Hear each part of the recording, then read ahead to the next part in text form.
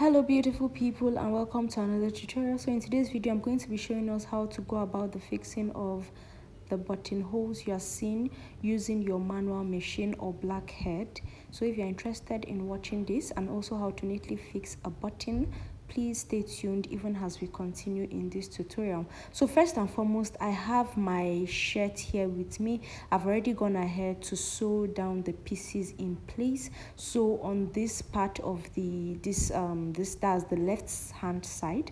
On the left hand side is where I'm going to be fixing the buttonholes, and on the right hand side is where I am going to be fixing the buttons. Now heading over to the sewing machine, I am going to do the setting now. So for this, there's a simple trick I use in fixing my buttonholes to make it stand firmer and neater. So I double the thread, and after doubling the thread I place the stitch length on 10. You can use 12, but 10 is okay. So I went ahead to double, as we can see it. So there is one thread attached, so I doubled another one on top of the machine. So and this is what it looks like. So next, now I already went ahead to mark 1 inches mark round the shirt. So this 1 inches mark is what I'm going to be using, is what will serve as a guide for the buttonhole fixing. So next, now I'm going ahead to just sew round that 1 inches mark that I made, and as we can see I went around it twice.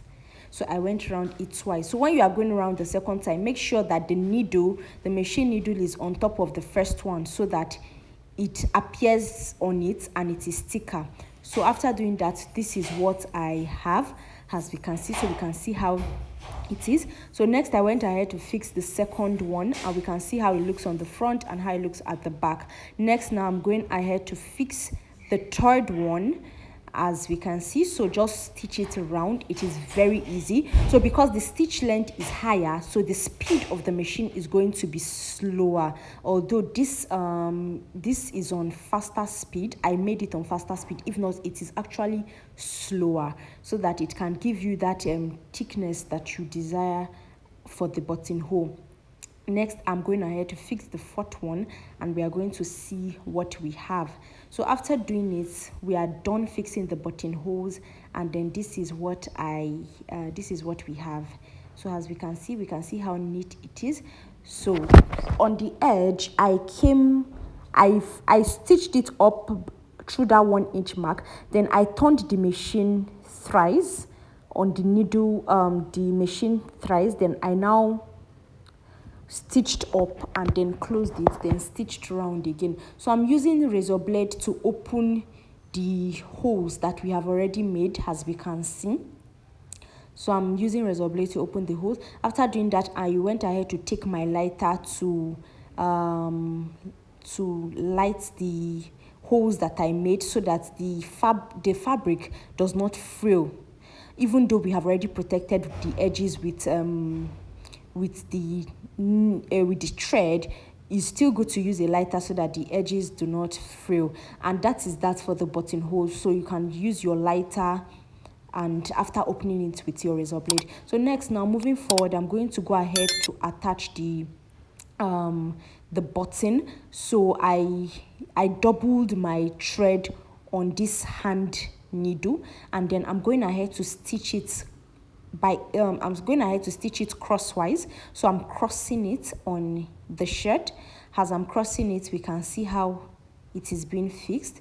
So I went ahead to cross it. So fixing a button is very easy, but I don't know, I just felt I should include it, because in as much as it is easy, I know that there are some people that may not actually be able to fix a button. Yes. So after doing this, I went ahead to lock it at the back. So we can see how I'll go ahead and lock it now. So I'll just take my needle out, then use the thread and roll on the needle twice. After rolling it on the needle twice, I'll take it out.